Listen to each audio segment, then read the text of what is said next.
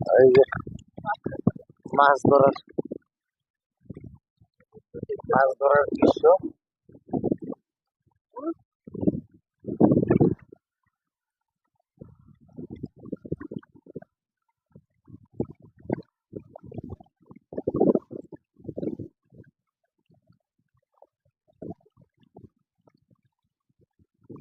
ও, অনেক বড় পুঁটি মাছ।